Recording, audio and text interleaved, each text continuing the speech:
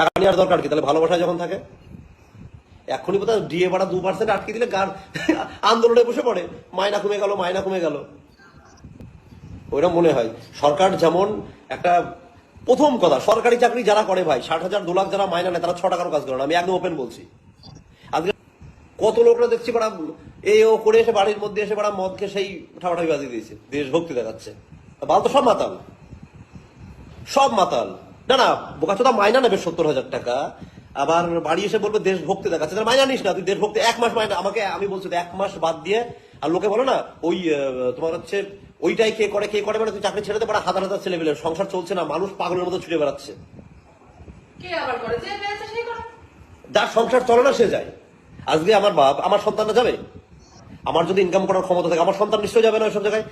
ওই যে বলে না দেশের জন্য করে, ওই নিয়ে অনেকে প্রতিবাদ করে। কেউ দেশের জন্য করে না। আর সবাই ওসব বালের গল্প আমার সামনে দিয়ে লাভ নেই। খালি রানিং করবে, আর রানিং কারা করে? ভিখারি তো তারা রান করে। কত টাকা মাইনা, কত ইনকাম, কত? কি হয়েছে রানী কে করে? দেশের জন্য করে কে?